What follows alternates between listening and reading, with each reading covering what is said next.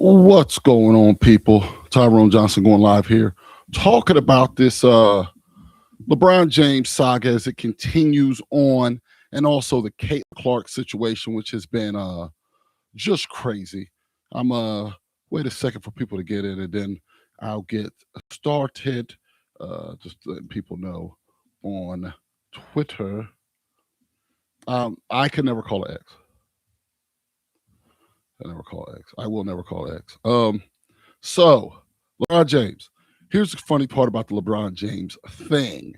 It appears that it's down to the same three teams as it was before, with Golden State needing to do some work in order to get it done. Okay, that's what it appears to be. That's what it was. I think that's what it's going to be for a little while, with LeBron James choosing between the Sixers, who make the most basketball sense. People say Minnesota. You do not want to have Melo Ball with the ball all the time, playing with LeBron James. He's so immature. It actually doesn't make any sense basketball-wise to take a kid that immature and try to make that out to where that makes sense. It does not make sense. So let's just cut that out just to start out.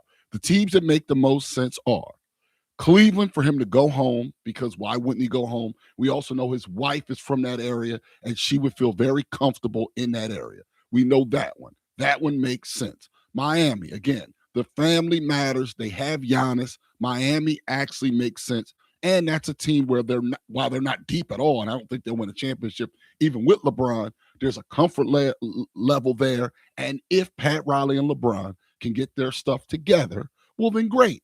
That would make sense. And then the one that makes the most sense is, of course, the Sixers. When you look at the roster that the Sixers have, basketball-wise, and what they would ask LeBron to do night to night, especially to get through the regular season, to get to the postseason, it's easy as a basketball play, the one that makes the most sense, easily, by a wide margin, the one that makes the most sense is the Sixers. It just does. I'm not stating an opinion. I'm stating a fact.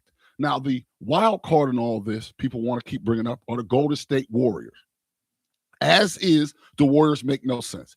If they pull off an Anthony Davis or a different trade and change their roster, well, then we should have a different conversation when the roster is different. But as is, okay, we know the teams that make the most sense. Now, I've been talking to people. Okay, I've been talking to people here and there. You know, you text people, you reach out to people, and it appears that the Sixers truly believe that they are in the mix. Okay, they truly believe they're in the mix. This is not just homerism. And because LeBron is not looking for money, really, none of the teams that he's going to can pay him max money or anything along those lines. It doesn't feel like a leverage play. It feels like LeBron has decided, or is in the process of deciding. And I think next week sometime we'll actually get an actual decision, which will be great. And I think the Sixers are truly in the mix. Number one reason being, it appears, not Jaylen Brown, not Embiid, not Edgecombe, not the city, but Tyrese Maxey, a clutch sports person just like LeBron. And that part is why Philadelphia should be excited. Now, I was on BAM on Fox 29. You should watch it every day, 11 a.m. And people are going, well, we've been through this before and we've been hurt before. So what? So what? I'm getting tired of that attitude. I'm getting tired of that attitude whenever something could happen nice in Philadelphia where people go, well, I'm not sure. We can't have nice things. I'm not used to us having nice things. We got to be able to, I don't know. We don't have nice things. You can have nice things. The Eagles have won. You went your whole life without the Eagles. If you're a certain age, how long did you go without the Eagles winning any Super Bowls? Okay, they got the one in 80. Then they didn't get to another one for over 20 years. Okay, now all of a sudden, they go to 3 in a decade. Philadelphia can have nice things. Look what the Knicks just did. The Knicks went over 50 years without a championship. And then not only do they win one in some of the most dramatic fashion in the history of sports. The most dramatic fashion in the history of sports. I'm tired of this notion that great things can't happen to Philadelphia based on things that have happened in the past. That's corny. That's lame. That's stupid. It's all bad, okay? You can have nice things going forward, okay? You can be back and you can have nice things. Thanks to Mr. Bolto for the shout out there. I'm doing things. I've been around. I'm doing stuff. It is good to talk about Philly sports. The New York experience has been fun as well. But I appreciate that, Mr. Bolto, 57. LeBron, it makes the most sense basketball-wise. And there's also a certain percentage of fan that I want to talk about right now, because this is the main reason I came on here, other than the destinations. And then we'll get to the Caitlin Clark thing in a second. But the people that don't want LeBron because they don't like him, I have to say at this point, you have to get your head checked. You're crazy. What do you mean you don't want LeBron James because you don't like him? You don't know him. Okay, we don't know any of these people. Okay, it appears that Tyrese Maxey is an extremely likable young man who goes and scores a lot of points and smiles and stuff, but we don't know him. Okay, you don't know him. Okay, you know what you see of him. Okay, and Tyrese Maxey, by the way, I have met Tyrese Maxey, and I like Tyrese Maxey. Okay, all right, and I hear some people are talking about how they don't want LeBron and he'd hinder the team. Why? With his ego, all the guy has done, he's been in the playoffs like every year forever. Like, this is where I get frustrated, okay?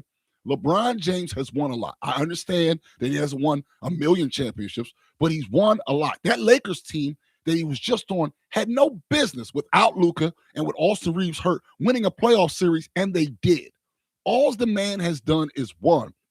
Who gives a damn about his ego? Do you want a championship or do you not want a championship? Do you want to win or do you not want to win? Having LeBron is great. Plus, look at your team, okay? If you have LeBron James, and this is where I get frustrated, okay? And this is something that should not happen still in Philadelphia. We didn't know Saquon Barkley. Now, obviously, there was the Penn State connection, but he didn't win anything. He didn't win anything when he was with when he was with the Giants. He didn't win anything. What did he win? One playoff game? But when you come here and you're around a bunch of great players, a great player is able to thrive. Do you think VJ Edgecombe's going to get better? I do. Do you think Tyrese Maxey's already an all-NBA player? Well, that's factual, okay? Do you think Jaylen Brown was an MVP candidate? That's factual. Joel Embiid, when healthy, I recognize all the issues. When healthy, has literally been an MVP. Literally been an MVP. He was on the team that just came back against the Celtics 3-1. I recognize all the injury part. You're looking like you might have to have a Dean Wade starting, and Dean Wade is a plus defender, and he doesn't need the ball, and that's important for a team like this. But to not want LeBron James is disgusting, it's despicable, and it's stupid. Like, we know at this point that it's stupid, okay? Who cares if you like him? Do you not like winning? Okay, I don't know the ages of everybody that's going to be watching this video live. I don't know the ages of everybody that's going to watch this video later on YouTube. But I will say this. I 100% know that the odds of you being savvy enough to watch YouTube live means you have not seen the Sixers win a championship in your entire lifetime. You have not seen the Sixers win, okay? Now, if you were little, if you were really young, and if you're really savvy in your 50s or 60s, maybe you remember 1983, but I don't, okay? The only thing I can go off of, okay, is I badly want to win a championship, okay?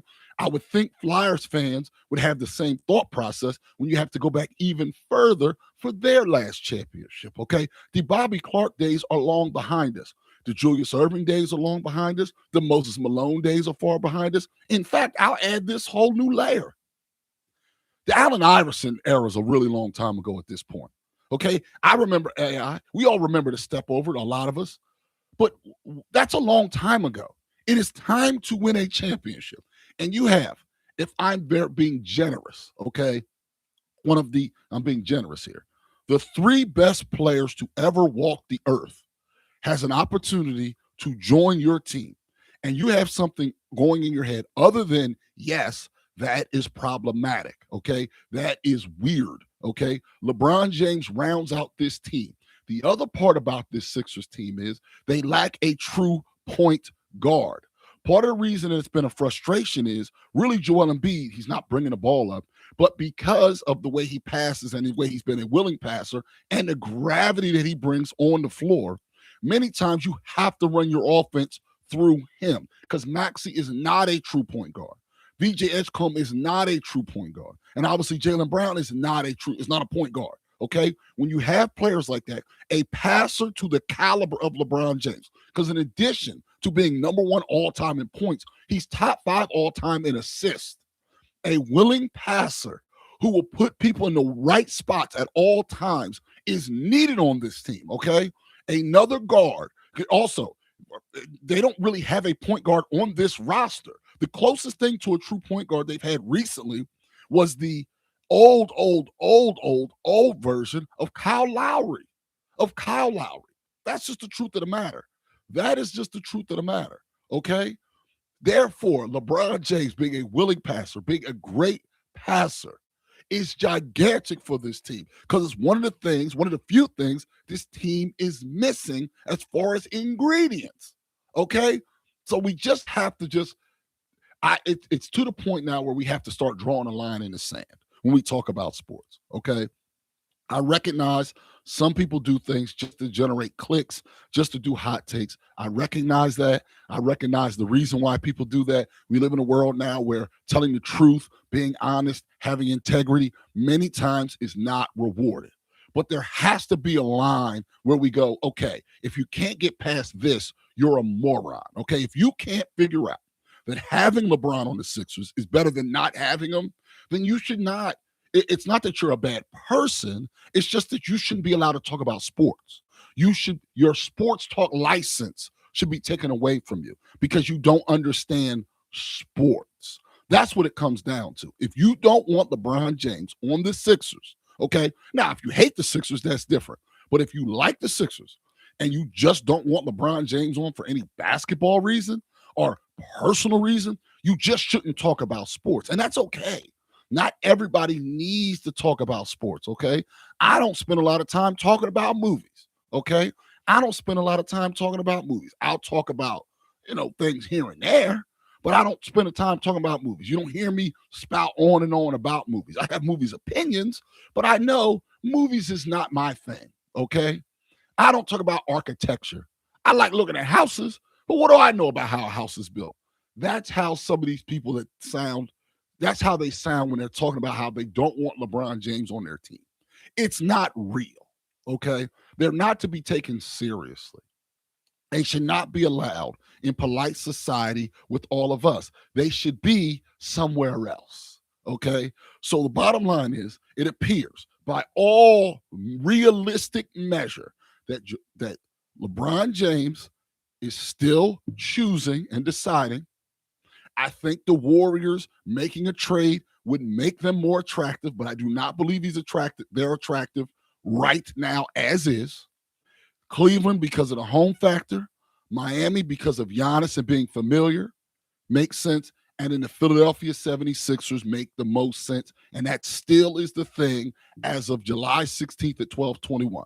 Now, maybe things change. Maybe teams make a move. Maybe somebody does something. But as is, the Sixers should be favored to get LeBron James as is. It makes the most basketball sense. And then let's get into the legacy thing real fast before we move on to another topic. Okay.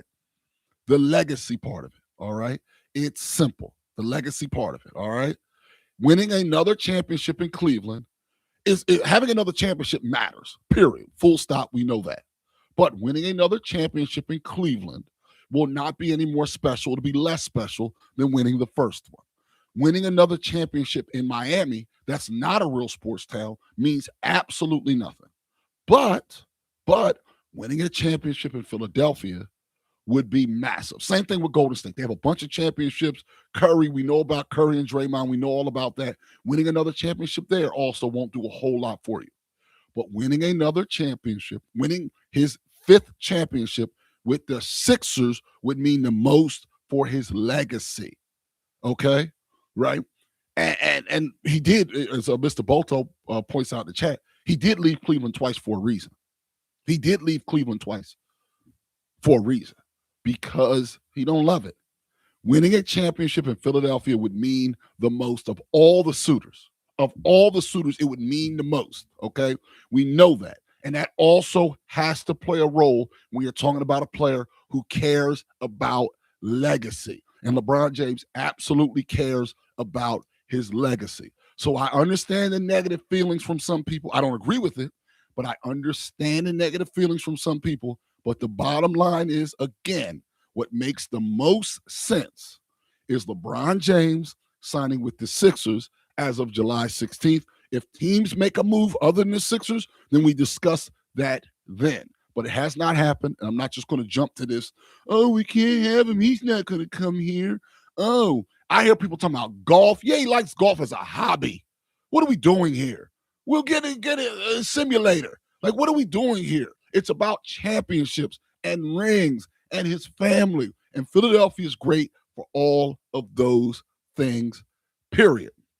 Now, I have to also get to this Caitlin Clark thing.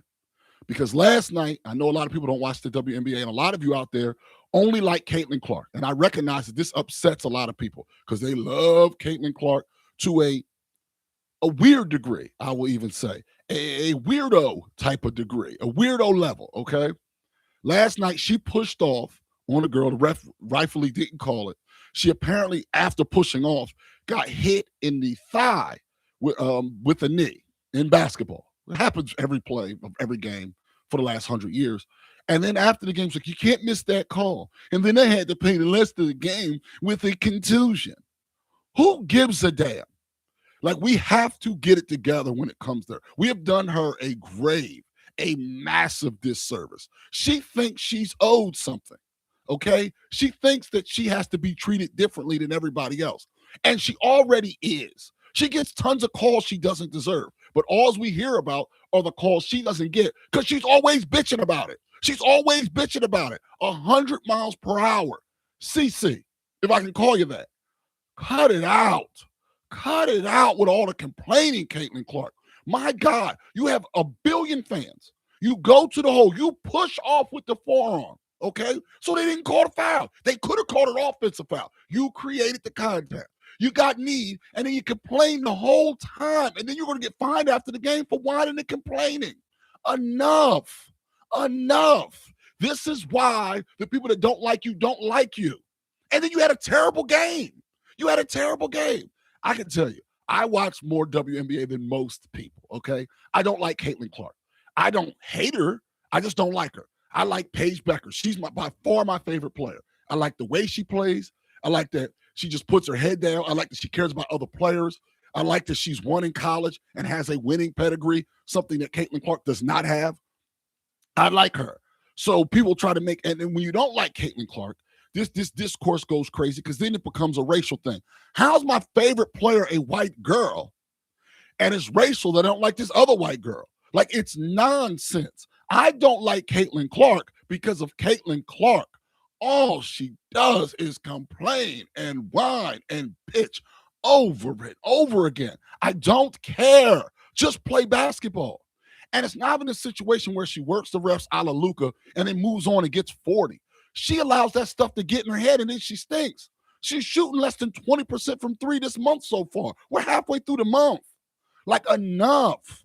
And I respect this game of basketball enough to talk about the basketball stuff and not this nonsense. You got idiots that work on New York stations that say she should leave the league if they don't protect her. Protect her from what?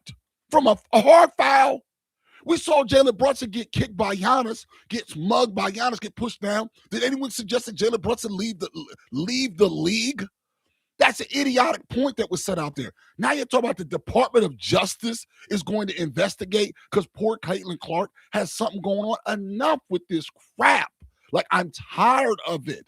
Who cares? Who cares?